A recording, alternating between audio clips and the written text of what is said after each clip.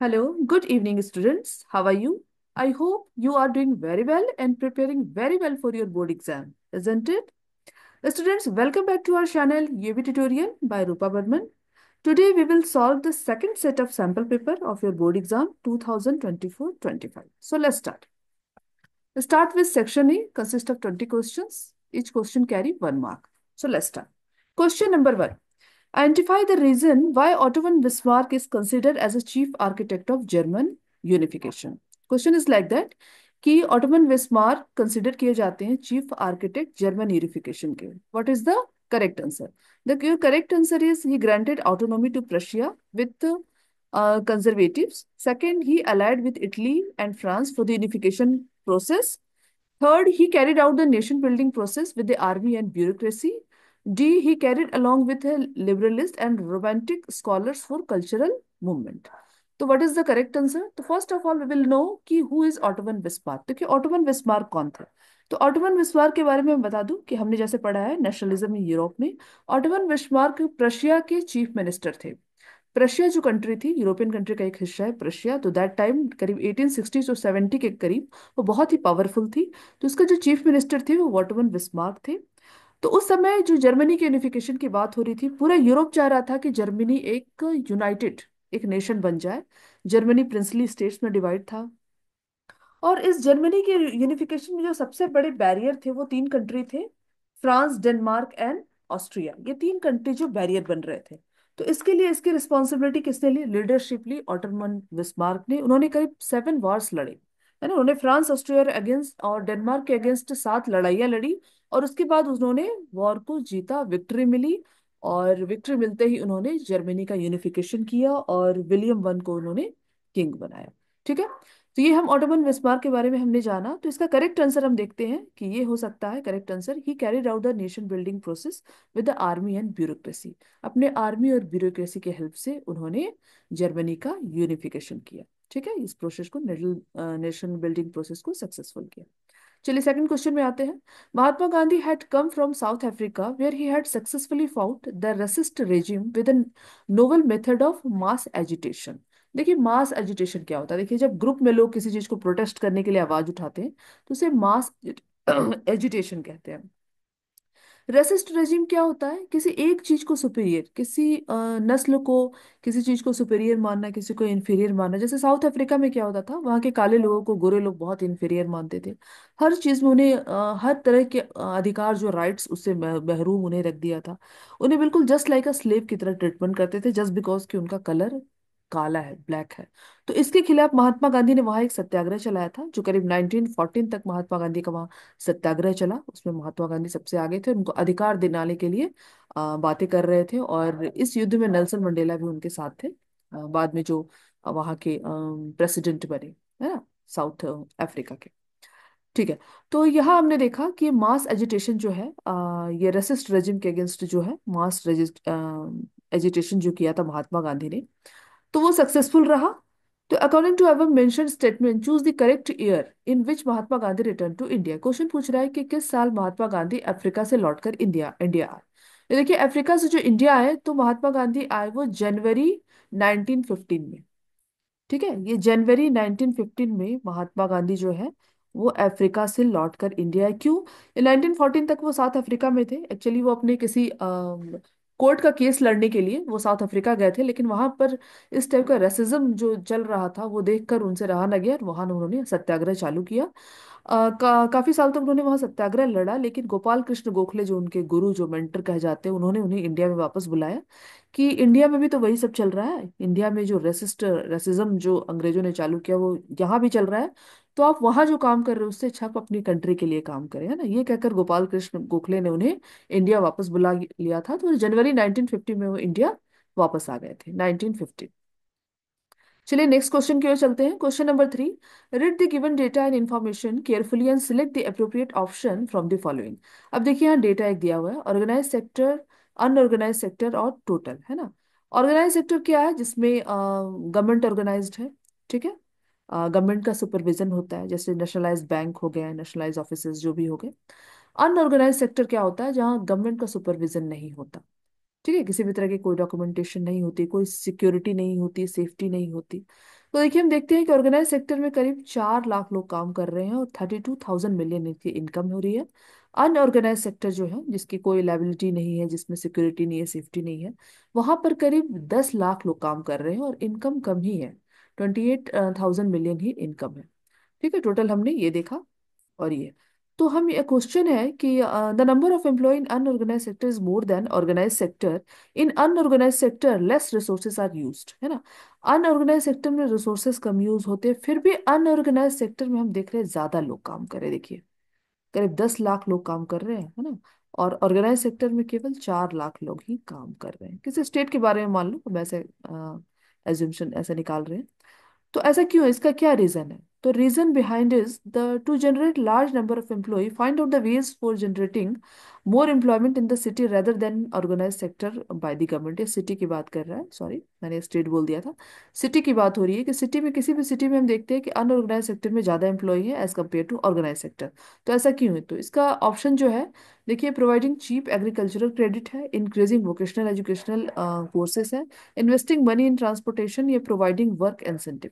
आपको क्या लगता है? देखिए सबसे पहले जानेंगे कि ऑर्गेनाइज सेक्टर में लोग काम क्यों करते हैं। Organise organise sorry unorganise sector में काम वैसे ही लोग करते हैं जो करीब बहुत ही लोअर मिडिल क्लास, मतलब under privilege, lower middle class नहीं बोलेंगे, अंडर प्रिविलेज जो होते हैं, जो एजुकेटेड नहीं होते, बहुत गरीब होते हैं, ज्यादातर गांव के लोग जिनके पास अपनी जमीन भी नहीं है, अपना कोई एसेट नहीं है, अपनी कोई संपत्ति नहीं है ना। तो ऐसे डेली वेजेस पे वो लोग काम करते हैं, छोटी मोटी फैक्ट्रीज में काम कर लेते हैं। कोई भी 3 महीने 4 महीने के कहीं उनको हायर किया जाता है, उस पर काम कर लेते हैं। ठीक है।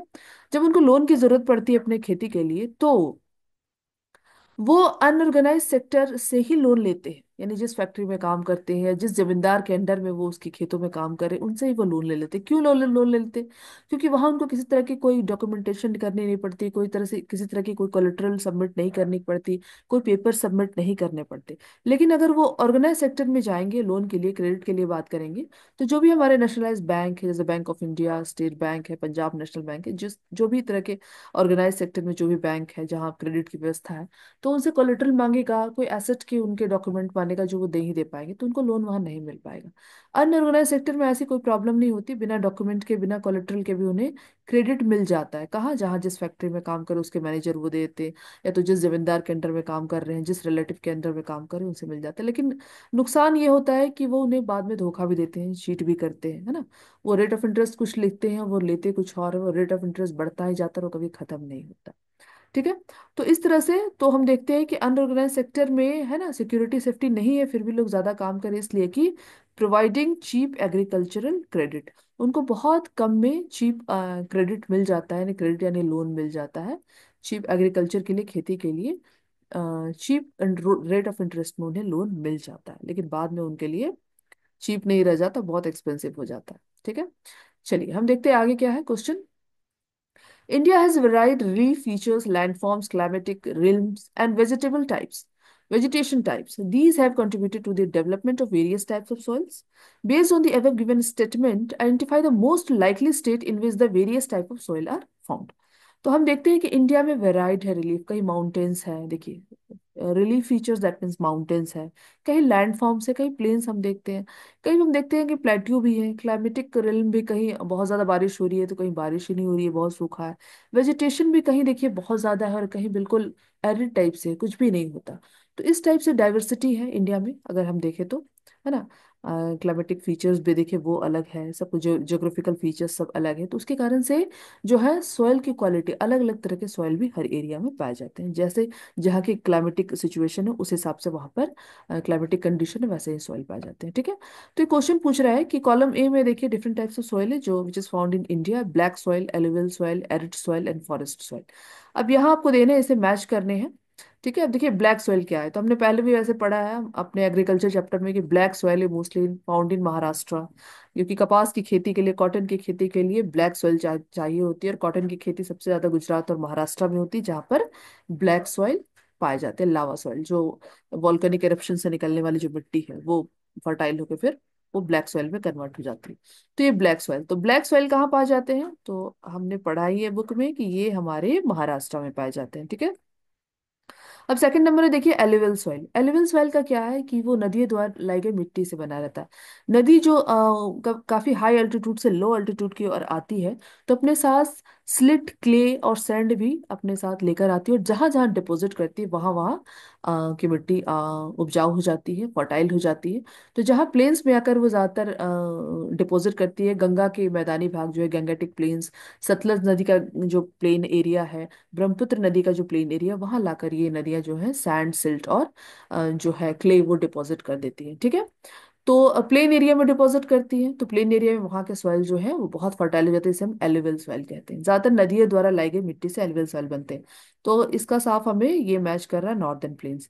ज्यादातर नदियां देखिए कहाँ है, हम ज्यादातर नदियां जो पेरिनियल रिवर है जो हिमालय से निकलती है, लद्दाख रेंज से निकलती है, ये नदियां नॉर्थ में ही पाई जाती है, और ये नदियां काफी ऊंचाई से नीचे की ओर आती है, तो अपने साथ इतना सारा डिपॉजिट ले आती है, और इसी डिपॉजिट से एलुवियल सॉइल बनती है। तो हम कह सकते हैं कि एलुवियल सॉइल कहाँ पाया जाता है, नॉर्दर्न प्लेन्स में। ठीक है, चलिए ये हम इसका हमने 2 लगाया, ये हमने 1 लगाया। सेट थर्ड है हमारा एरिड सॉइल।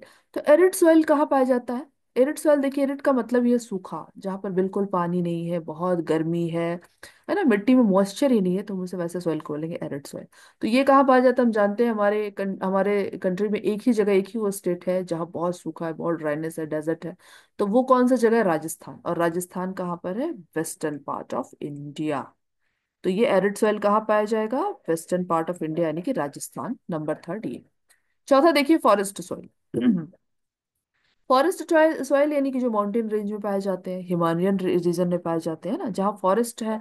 फॉरेस्ट सबसे ज्यादा देखिए कहाँ है? हिमालयन रीजन में अरावली रेंजेस हैं, या अपने हिमालय के जितने भी 3 रेंजेस, वहाँ पूरे फॉरेस्ट भरे हुए हैं, तो वहाँ जो सॉइल पाई जाती है उसे फॉरेस्ट सॉइल कहते हैं।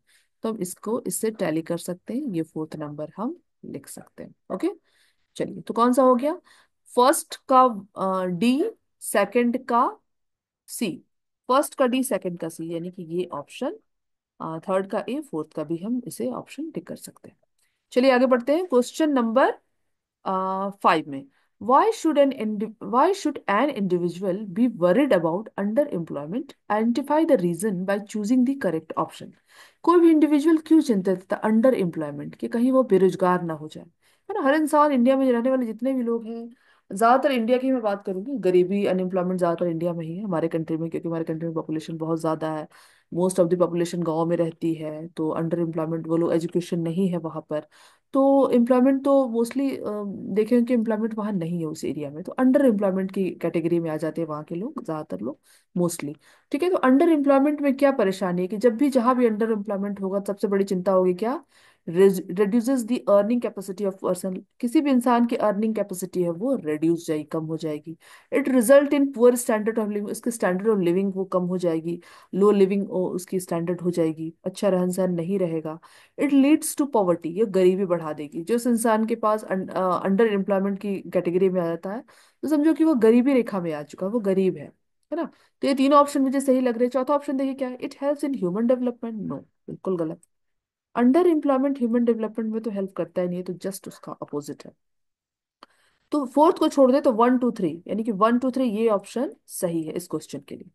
ठीक है, चलिए क्वेश्चन नंबर छठे में हम आते हैं, 6 में। Which of the following pair is incorrect? कौन सा पेयर इनकरेक्ट है, चलिए देखते हैं। State government state list, central government union list, central and state concurrent list government list, and D local government residuary power. ठीक है, तो इसमें से कौन सा पेयर इनकरेक्ट है, यानी गलत है? ठीक है, स्टेट गवर्नमेंट के पास स्टेट लिस्ट है, स्टेट लिस्ट में बहुत सारी पुलिस है, प्रशासन है, ठीक है, और बहुत सारी चीजें, एजुकेशन भी आ जाती है, और बहुत सारे ट्रेड टैक्सेस है जो अपने हैं, हर स्टेट के अपने होते हैं। सेंट्रल गवर्नमेंट बड़े बड़े मुद्दों पर लीड करता है, यूनियन लिस्ट में आती है, जैसे कि रेलवेज आ गए, हमारे फिनांस आ गए, ठीक है, ये सारी चीजें जो है सेंट्रल गवर्नमेंट यूनियन लिस्ट में आती है। सेंट्रल और स्टेट, जो सेंट्रल भी देखता है और स्टेट भी देखता है, वो कॉन्करेंट लिस्ट होती है। ठीक है, कॉन्करेंट लिस्ट में हम देख सकते हैं एजुकेशन है, फॉरेस्ट है, ट्रेड यूनियन है, मैरिज है, अडॉप्शन है, सक्सेशन, ये सारी चीजें कॉन्करेंट, यानी कि ये सेंटर भी देखता है और स्टेट भी देखता है। जैसे सब्जेक्ट हो इसके अकॉर्डिंग, अगर बहुत ज्यादा सब्जेक्ट में कुछ ऐसा मैटर है जो बहुत सीरियस मैटर है, तो सेंट्रल देखेगा, है ना। अगर वो स्टेट के अंडर में कंट्रोल होने वाला है, तो स्टेट देखेगा। लेकिन चौथा जो लोकल गवर्नमेंट है, उसकी मैचिंग यहाँ हो रही है रिशिड्यूरी पावर से, तो ये गलत है। लोकल गवर्नमेंट के पास लेजिस्लेटिव का कोई पावर नहीं है। लेजिस्लेटिव का कोई भी चीज लोकल गवर्नमेंट नहीं देखता है, तो ये वाला जो पेयर है ये गलत है। रिशुडरी पावर वैसे पावर्स होते हैं जो इंडिपेंडेंस के बाद आए। हमारी कंट्री इंडिपेंडेंट हुई 1947 में, और 1947 के बाद, है ना, करीब 10-20 साल बाद जो जो चीजें हमारी कंट्री में आई, जैसे इंटरनेट आया 1960 के बाद, इंटरनेट आया 65 तक। तो जो जो चीजें बाद में आई उस पर थोड़ा डिस्प्यूट हुआ कि किस कैटेगरी में हम रखें, इसे सेंट्रल में रखे या स्टेट में रखे, है ना। तो वैसी चीजों को रेसिडरी पावर में रखा गया। रेसिडरी पावर यानी कि उस पावर का डिस्ट्रीब्यूशन नहीं हुआ है, ना यूनियन में हुआ है ना स्टेट में हुआ है, लेकिन अगर वो पावर ज्यादा डिस्कशन वाला हो, ज्यादा बड़ा मुद्दा हो जाए, तो उसे यूनियन लिस्ट देखेगी, यानी यूनियन गवर्नमेंट उसे देखेगी। तो मोस्टली रेस्टिट्यूटरी पावर जो भी आती है, जैसे इंटरनेट से रिलेटेड जो भी है चीजें, वो हमारी यूनियन गवर्नमेंट देखती है, सेंट्रल गवर्नमेंट। ठीक है, बात समझ में आई। चलिए, अभी हम क्वेश्चन नंबर 7 में आते हैं। Consider the following statement on जिला परिषद and select the answer using the code given below. देखिए, ये चार है यहाँ पर स्टेटमेंट है कि Zila Parishad is the lowest tier of the Panchayati Raj system. Lowest tier है? नहीं, जिला परिषद तो सबसे हाईएस्ट टीयर है पंचायती राज सिस्टम का। तो ये तो मुझे गलत लग रहा है। Zila Parishad coordinate the activity of all block samitis, yes, क्योंकि जिला परिषद के नीचे ही ब्लॉक समिति है, सारे ब्लॉक समिति की जितने भी एक्टिविटीज हैं उसको कोऑर्डिनेट करता है जिला परिषद। तो ये मुझे स्टेटमेंट सही लग रहा है। थर्ड वाला है मोस्ट मेंबर्स ऑफ द जिला परिषद आर इलेक्टेड। जिला परिषद के सारे मेंबर इलेक्ट होके आते हैं। जी हाँ, बिल्कुल, वो इलेक्ट होकर आते हैं, डॉक्यूमेंटेशन होता है पूरी तरह से। ठीक है, तो इलेक्ट होकर आते हैं, एग्जाम देकर आते हैं। चौथा है द जिला परिषद chairman is the political head of the जिला परिषद। यस, बिल्कुल, जिला परिषद का चेयरमैन और जिला परिषद का पॉलिटिकल हेड होता है।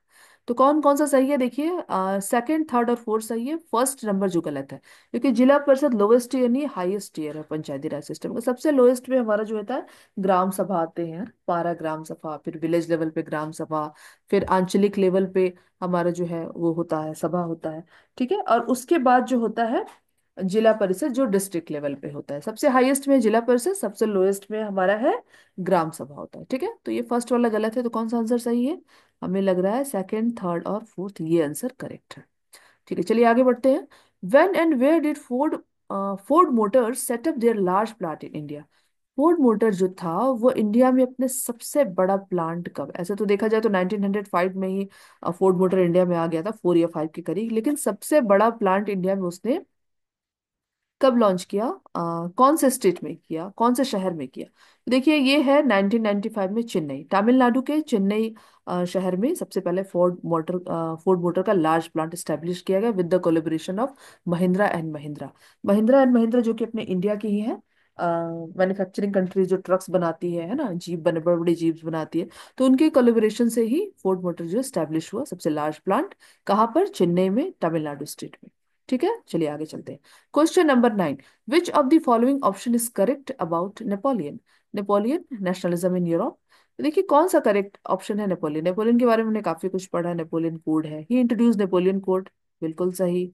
ही प्रोमोटेड डेमोक्रेसी इन फ्रांस, नहीं, बिल्कुल, वो डेमोक्रेसी डेमोक्रेसी नहीं लाया। वो तो वापस फिर मोनार्की टाइप से कुछ सिस्टम ले आया था। डेमोक्रेसी उसने स्टैब्लिश नहीं किया था, उसने बहुत सारी अच्छी चीजें स्टैब्लिश की, लेकिन डेमोक्रेसी उसने स्टैब्लिश नहीं की। सेंट्रलाइज किया उसने कंट्री के पावर को, लेकिन डेमोक्रेसी उसने स्टैब्लिश नहीं की। He made the administrative system more rational and efficient, yes, बिल्कुल सही। पूरे सिस्टम को उसने सेंट्रलाइज कर दिया, और नोबल जो थे वहां के, नोबल उनके जो अपने इंडिपेंडेंट पावर है उनको हटा दिया, है ना, सेंट्रलाइज कर दिया पूरे कंट्री के कॉन्स्टिट्यूशन को। ठीक है, तो इसलिए हम कह सकते हैं कि नेपोलियन जो है उसने सिस्टम को रैशनल और एफिशिएंट बनाया, ये भी सही है। The Napoleonic code was exported to all the regions under French control. Napoleonic code जो फ्रेंच कंट्रोल के हर रीजन में वो जो है एक्सपोर्ट किया गया, बिल्कुल सही। नेपोलियनिक कोड क्या था कि कोई भी स्टेट हो हमारे, जो भी फ्रांस का जो भी है, उसमें कहीं भी जो है वेट और मेजरमेंट का सिस्टम बिल्कुल स्टेबल होना चाहिए, यूनिफॉर्म होना चाहिए, वेट एंड मेजरमेंट।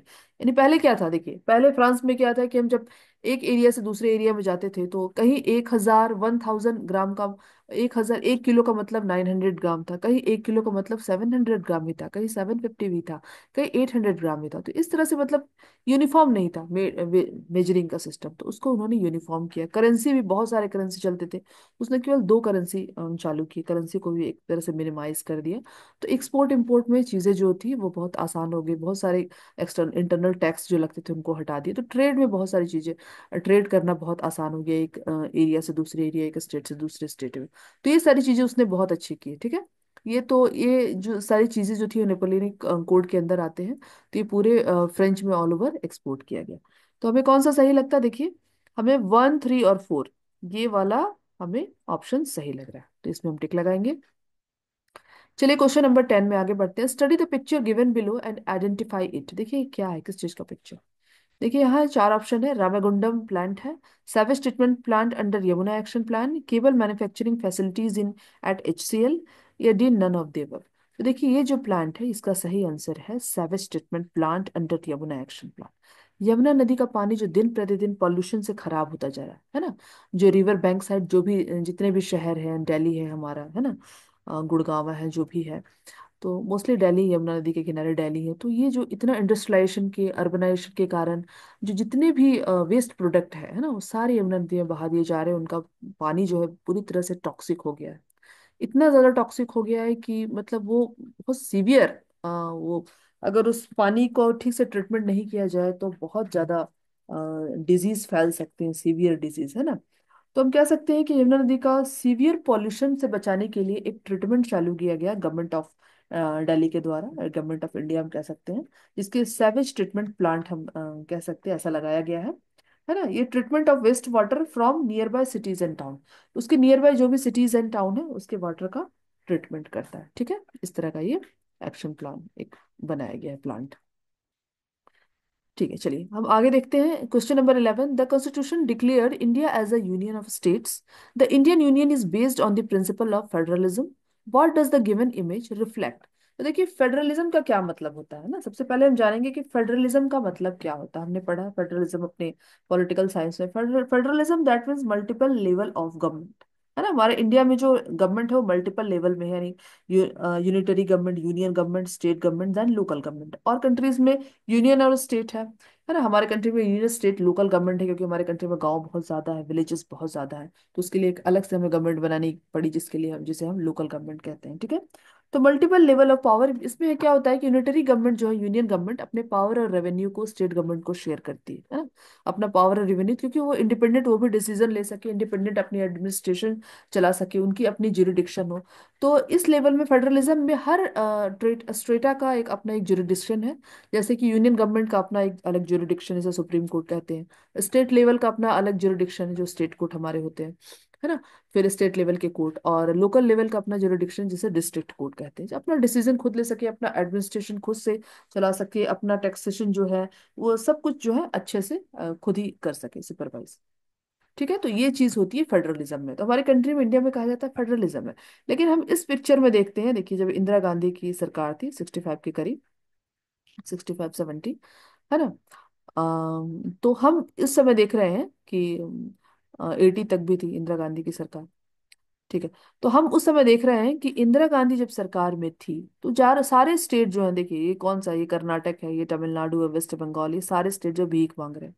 यानी फेडरलिज्म के अंडर में कहा गया है कि यूनियन गवर्नमेंट अपनी पावर को शेयर करेगा स्टेट गवर्नमेंट में, लेकिन यह पावर शेयर उतना नहीं हो रही जितनी होनी चाहिए थी, है ना। लोगों को देख कर पावर शेयर की जा रही है, स्टेट को इतनी पावर मिलनी चाहिए, स्टेट को ये पावर मिलनी चाहिए, इक्वल पावर का डिस्ट्रीब्यूशन नहीं हो रहा है। तो सारे स्टेट देखिए कटोरा लेकर लाइन में खड़े, एक तरह से भीख मांग रहे हैं वो। तो ये चीज गलत है, ये फेडरलिज्म की जो पॉलिसी है, नीति है, उसको सूट नहीं कर रहा है, डिनाई कर रहा है। तो ये गलत चीज चल रही थी। तो इस पर ये पिक्चर, एक कार्टूनिस्ट ने ऐसा पिक्चर बनाया कि सारे स्टेट कैसे भीख मांग रहे हैं, यूनियन गवर्नमेंट से अपने पावर रेवेन्यू के लिए भीख मांग रहे हैं, है ना। अब वो कैसे आंखें दिखा रही है देखो, और अपने हिसाब से वो डिस्ट्रीब्यूट कर रही है, जो चीज गलत है। तो हम यहाँ 4 ऑप्शन है, देखिए it shows the supreme authority of state government दिखा रहा है, नहीं, स्टेट गवर्नमेंट तो है ही नहीं यहाँ सुप्रीम अथॉरिटी, स्टेट गवर्नमेंट तो भीख मांग रहा है, देखिए। B is it shows central government is undermining the spirit of federalism. दिखाता है कि सेंट्रल गवर्नमेंट जो है undermining the spirit of federalism के स्पिरिट को अंडरमाइन कर रहा है, दबा रहा है। बिल्कुल सही। सेंट्रल गवर्नमेंट जो है, ये इंदिरा गांधी जो सेंट्रल गवर्नमेंट में थी, तो ये फेडरलिज्म के स्पिरिट को वो दबा रही है, स्टेट गवर्नमेंट के सारे पावर को वो छीन रही है, पावर उन्हें जो पावर मिलना चाहिए वो लेने नहीं दे रही है। It shows inequality in the distribution of power. Inequality नहीं दिखा रहा है, वो दिखा रहा है कि जो पावर मिलना चाहिए वो पावर मिल ही नहीं रहा है हमें। नन ऑफ द अबव नहीं।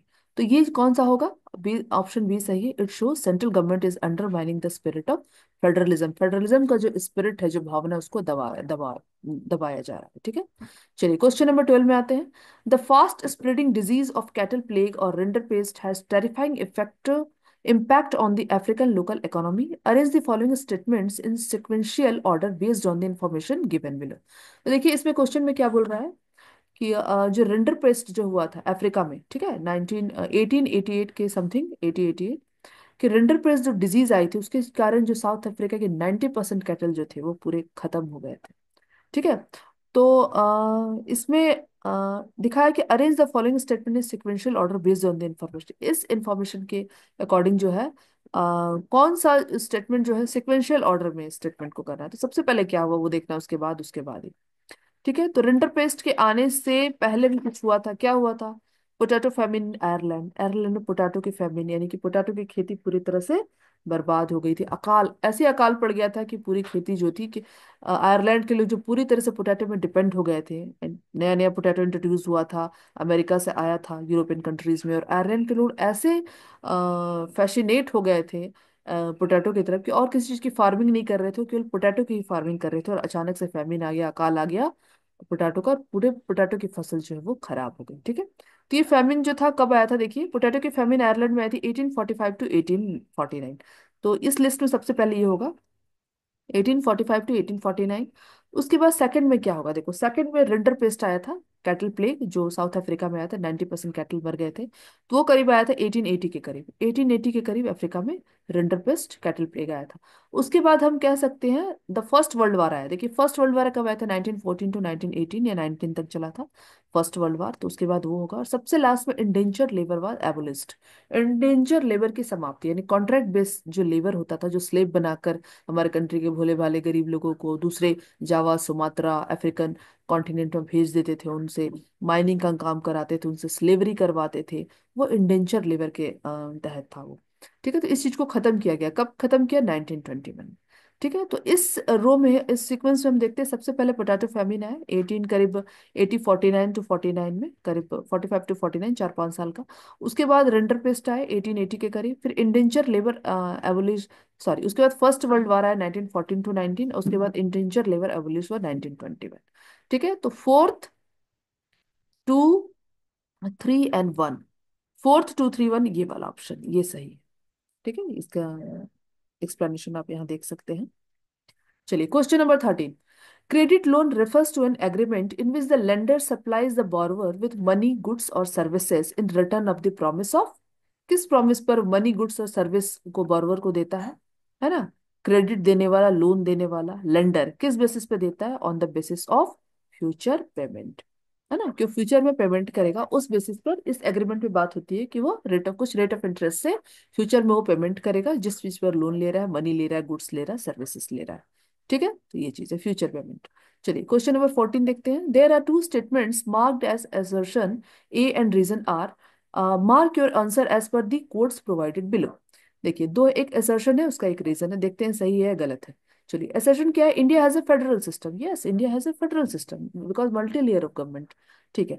रीजन, इसका रीजन दे रहा है अंडर ये यूनिटरी सिस्टम इधर there is only one level of government और this subunit are subordinate to central government. देखिए यहाँ जो दिया हुआ है अंडर ए यूनिटरी सिस्टम, यानी यूनिटरी सिस्टम यानी जहाँ केवल एक गवर्नमेंट होती है, मल्टी लेयर ऑफ गवर्नमेंट नहीं होती, वहाँ वन लेवल ऑफ गवर्नमेंट होता है। ठीक है। और या उसके सब यूनिट होते हैं ऐसे जो उसको कोऑर्डिनेट करते हैं। ठीक है। सेंट्रल गवर्नमेंट वो तो एक ही लेवल का गवर्नमेंट होता है। तो एक लेवल का गवर्नमेंट कहाँ पर है? देखिए एक लेवल का गवर्नमेंट हम चाइना में देखते हैं, श्रीलंका में हम देख सकते हैं, है ना? और फेडरल सिस्टम हमारे इंडिया में है, फेडरल सिस्टम हमारे यूनाइटेड स्टेट्स में है, फेडरल सिस्टम यूनाइटेड किंगडम में है, फेडरल सिस्टम ऑस्ट्रेलिया में है, फेडरल सिस्टम जर्मनी में है, ब्राजील में है। ये सब चीजें हम देखते हैं। तो ये इंडिया में जो फेडरल सिस्टम है, इंडिया में यूनिटरी सिस्टम तो है नहीं, तो ये मैच नहीं कर रहा। देखिए स्टेटमेंट तो दोनों सही है। स्टेटमेंट है कि इंडिया में फेडरल सिस्टम है, statement is correct. Under unitary system इधर there is only one level of government और the sub unit of subordinate the sub, ये भी सही है ना। यूनिटरी सिस्टम में केवल एक लेवल का गवर्नमेंट हो। स्टेटमेंट दोनों सही है लेकिन इसका ये रीजन नहीं है, ये असर्शन जो है उसका ये रीजन नहीं है। तो हम कह सकते हैं कि both A and R true but R is not the correct explanation of A. ये वाला आप सही। ठीक है, चलिए आगे बढ़ते हैं। Question number 15। A transport union announced a strike, causing lorries to refuse to transport produce such a vegetable and milk from rural areas to urban areas.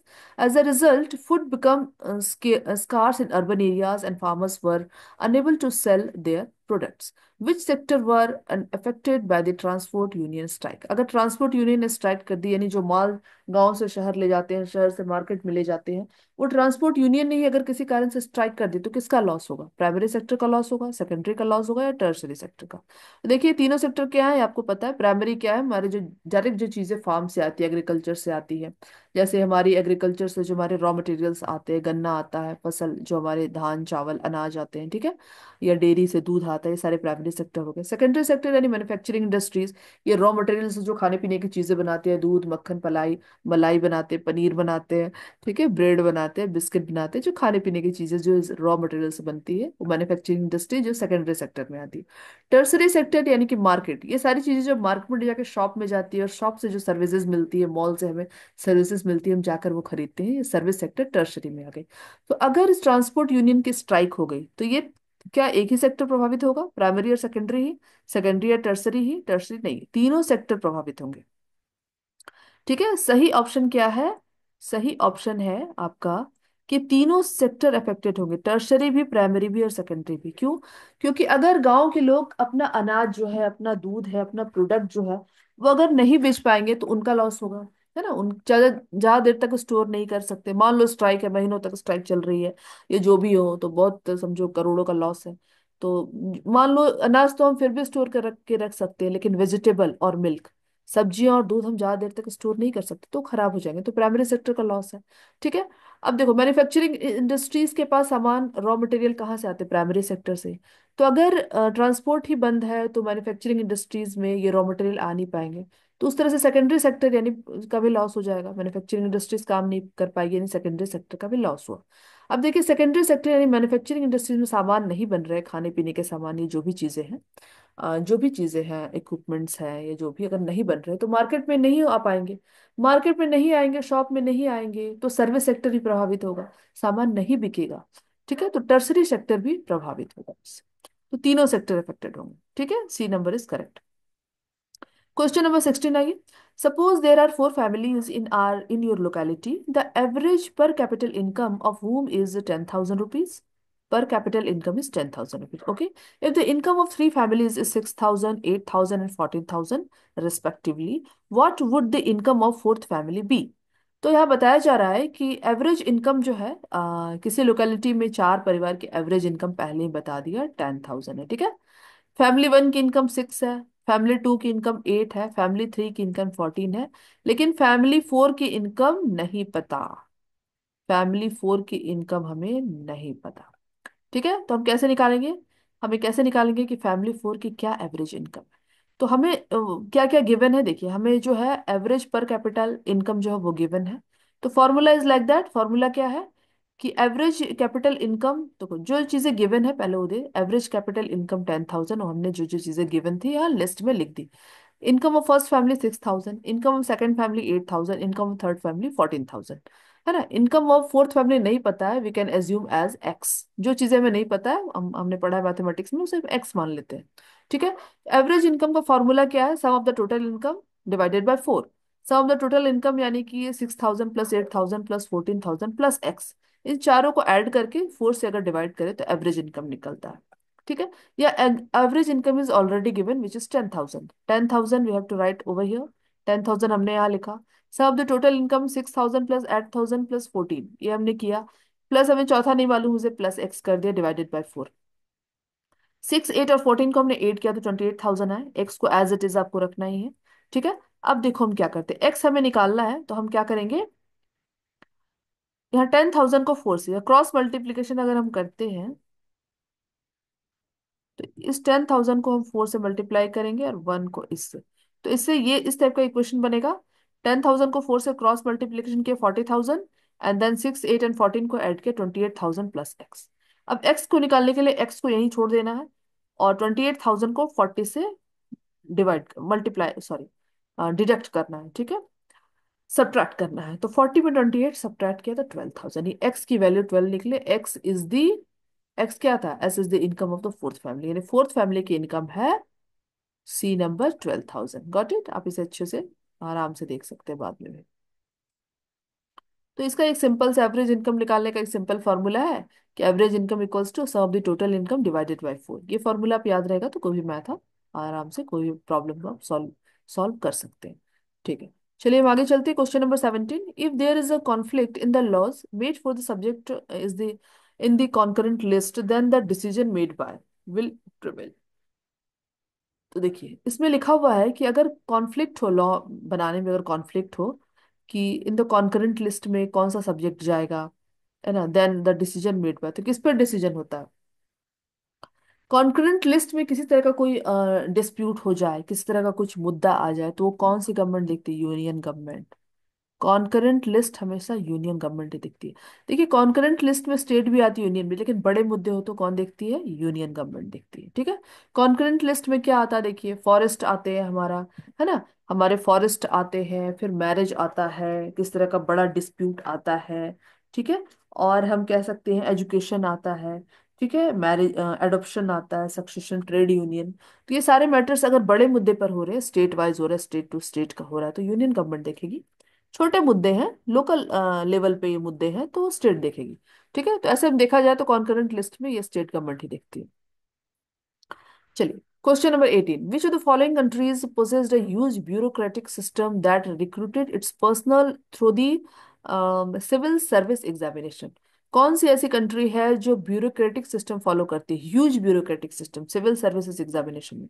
तो कंट्री है चाइना। ये सबको पता है कि सबसे पहले ये कम्पिटेटिव एग्जामिनेशन की शुरुआत शुरुआत कहाँ हुई थी? सिविल सर्विसेज की चाइना में ही हुई थी। चाइना से फिर इंडिया में आई, है ना। तो चाइना में ये जो है बहुत बड़ा यूज ब्यूरोक्रेटिक सिस्टम है, एक लेवल, एक लेयर्स ऑफ लेवल है, कि लेवल लेवल को पार करके ही लोग वो कम्पिटिटिव एग्जाम जो है वो निकाल सकते हैं। ठीक है, तो हम कह सकते हैं कि ब्यूरोक्रेटिक सिस्टम का देखिए मतलब क्या हुआ कि एक तरह का कॉम्प्लेक्स स्ट्रक्चर है with multiple layers and procedures. एक मल्टीपल लेयर एंड प्रोसीजर का एक structure which is mostly inefficient है एंड फ्रस्ट्रेटेड है, बहुत फ्रस्ट्रेशन वाला है, टाइम टेकिंग है, इनएफिशिएंट भी कभी कभी हो जाता है ये। तो इस तरह के प्रोसेस को ब्यूरोक्रेसी कहते हैं। जैसे हम कोई भी गवर्नमेंट एग्जाम देते हैं, आईएएस का एग्जाम दे रहे हैं, आईएफएस का एग्जाम दे रहे हैं, तो सबसे पहले हम क्या करते हैं? सबसे पहले हम जो भी मल्टीपल चॉइस क्वेश्चन वाले एग्जाम देते हैं, ऑनलाइन एग्जाम देते हैं, ऑफलाइन जो भी, अगर वो एग्जाम हमने निकाल लिया तो फिर हमें रिटन एग्जाम हमसे लिया जाता है, वो एग्जाम निकाला फिर हमारा इंटरव्यू लिया जाता है पर्सनल, अगर वो एग्जाम भी हम पास करके तब जाके हमारा डॉक्यूमेंटेशन होता है, तब हमें ऑफर लेटर मिलता है। तो ये चार प्रोसेस कितना लेंदी प्रोसेस है, टाइम टेकिंग है, फ्रस्ट्रेटिंग भी है। तो इस तरह के सिस्टम जो होता है सिविल सर्विस एग्जामिनेशन का, इसे कहते हैं ह्यूज ब्यूरोक्रेटिक सिस्टम, जो कि चाइना में स्टार्ट हुआ। और सबसे बड़ा कंट्रीज कौन है जो ये चलाता है? चाइना। तो क्वेश्चन नंबर 18 हो गया। चलिए क्वेश्चन नंबर 19 देखिए, in dealing with social divisions, which one of the following statement is not correct about democracy? Democracy के स्टेटमेंट में डेमोक्रेसी की कौन सी चीज फॉलो नहीं कर रही है? डेमोक्रेसी के अगेंस्ट कौन सी स्टेटमेंट है, वो यहाँ हमें देखना है। ठीक है, चलिए स्टेटमेंट पहले पढ़ते हैं। Statement number 1, due to political competition in a democracy social divisions get reflected in politics. बिल्कुल सही बात है। पॉलिटिकल कंपटीशन के कारण सोशल डिवीजन में रिफ्लेक्ट होता है। Social division upper class, lower class, middle class, ये बहुत इफेक्ट होते हैं पॉलिटिकल कंपटीशन में, है ना। अपर क्लास वालों को जल्दी चांस मिल जाता है, लोअर क्लास वालों को बहुत मुश्किल होती है ना। कहीं डेमोक्रेसी में पॉलिटिकल कंपटीशन में सीट लड़ना, चुनाव में खड़ा होना, बहुत सारी चीजें। Statement 2, in a democracy it is possible for communities to voice their grievances peacefully. यानी ग्रीवेंसेस यानी व्यथा, अपना दुख है, अपना जो भी चीजें हैं उसको हम खुलकर बोल सके, डेमोक्रेसी में पॉसिबल है। बिल्कुल सही, डेमोक्रेसी में बिल्कुल पॉसिबल है कि आप हर एक इंसान को ये आज़ादी है, ये राइट्स है कि, है ना, राइट्स ऑफ फ्रीडम जिसे कहते हैं, ठीक है, rights of speech, rights of, ये सारी चीजें हम कर सकते हैं, डेमोक्रेसी में है। ठीक है, उसके बाद है democracy is the best way to accommodate social diversity. बिल्कुल सही। एकोमोडेट यानी रहने की सुविधा देना। डेमोक्रेसी में सोशल डाइवर्सिटी, अब सोशल डाइवर्सिटी का क्या मतलब हुआ, हमारे कंट्री इंडिया में अलग अलग तरह के लोग हैं, हिंदू मुस्लिम सिख ईसाई, रिलीजन अलग है, कोई बहुत अमीर है कोई बहुत गरीब है, कोई बिल्कुल बैकवर्ड है, कोई एसटी एससी ओबीसी, हर तरह के लोग हैं, सोशल डाइवर्सिटी भरी पड़ी है हमारी कंट्री में। तो इन सबको रहने के लिए, रहने और जीवन जीने की सुविधा दे रहा है हमारा कंट्री, तो इसे कहेंगे अकोमोडेट सोशल डाइवर्सिटी से कहेंगे, तो ये बिल्कुल सही है, हमारी कंट्री में तो है बिल्कुल। चौथा, तो ये भी स्टेटमेंट सही है। चौथा स्टेटमेंट है democracy always leads to the disintegration of society based on social division. Disintegration society को तोड़ती है, यहाँ कह रहा है कि डेमोक्रेसी सोसाइटी को तोड़ देती है। Based on social division, social division क्या सोसाइटी को तोड़ती है, नहीं ये तो नहीं करती। सोसाइटी में एक यूनिटी लाती है, तोड़ती तो नहीं है बिल्कुल। तो ये स्टेटमेंट मुझे गलत लग रहा है, ठीक है। तो कौन सा 1 2 3, देखिए 1 2 3 वाला कोई है, 1 2 3, यस। तो B is the correct answer. चलिए समझ में आई बात। The last question, question number 20। The most common expression of communalism is in. Communalism क्या होता है, सांप्रदायिकता, संप्रदाय के को लेकर लड़ाई झगड़े करना, हिंदू का मुस्लिम से लड़ाई, मुस्लिम का सिख से लड़ाई, है ना, हिंदू का क्रिश्चियन से लड़ाई, क्रिश्चियन का मुस्लिम से लड़ाई, तो ये सारी संप्रदाय के बेस में, बौद्ध का हिंदू से लड़ाई तो बौद्ध का जैन से लड़ाई, तो ये सारी चीजें जो है कम्युनलिज्म हमारी कंट्री में तो अक्सर देखने शुरू से ही है, देखने को मिल रही है, ठीक है। तो इन सब चीजों में द मोस्ट कॉमन एक्सप्रेशन क्या है कम्युनलिज्म का, किस कारण से कम्युनलिज्म होता है। एवरीडेज बिलीफ, एवरीडेज हमारा बिलीव ही ऐसा है कि ये छोटा है वो बड़ा है, ये धर्म अच्छा नहीं है, ये धर्म खराब है, इस धर्म को नीचे देखना है, इस धर्म को ऊपर देखना है। तो एवरीडेज बिलीव ही ऐसा है हमारा, जो कम्युनलिज्म, ऊंची जाति नीची जाति, ये सारी सोच ही हमारी है। रिलीजियस प्रिजुडाइज भी है, धर्म के नाम पर भी है, ये हिंदू है तो यहाँ नहीं जाएगा, वो मुस्लिम है तो वहां नहीं जाएगा, है ना। है ना, हिंदुओं को मंदिर में जाना नहीं है, मुस्लिमों को, हिंदुओं को मस्जिद में जाना बिल्कुल बैन, मुस्लिमों को मंदिर में जाना बिल्कुल बैन, तो रिलीजियस प्रिजुडाइज है, ठीक है। ये सारी धर्म के नाम पर बहुत सारे दंगे हैं, ये है वो है, ठीक है। स्टीरियोटाइप ऑफ रिलीजियस कम्युनिटीज है, स्टीरियोटाइप यानी पुरानी मान्यता रीति रिवाज वाली भी रिलीजियस कम्युनिटीज है, जो एक ही पुरानी विचार को लादे हुए हैं, वो चेंज भी नहीं करना चाहते, कोई रिफॉर्म नहीं करना चाहते। तो ये ऑल दी वक्त मुझे लगता है ये चार जो स्टेटमेंट है कम्युनलिज्म को सूट करते हैं, ठीक है। तो ये चारों स्टेटमेंट ऑल दी वक्त आप कह सकते हो, ऑल दी अबव, तो ये वाला करेक्ट। चलिए, तो अभी हमने ऑब्जेक्टिव मल्टीपल चॉइस क्वेश्चन किए, 20 क्वेश्चंस किए, 1 मार्क वाले थे, ठीक है। आपको ये वीडियो कैसी लगी, इन्फॉर्मेटिव लगी, अगर अच्छी लगी तो लाइक एंड सब्सक्राइब जरूर करें, इसे शेयर भी करें। अगर आपको कुछ सजेशन देना है, आप कुछ और चाहते हैं कि और अच्छी वीडियो बने, तो आप मुझे सजेशन भी दे सकते हैं, ठीक है। चलिए मिलते हैं फिर अगले वीडियो में, तब तक के लिए bye bye, all the best.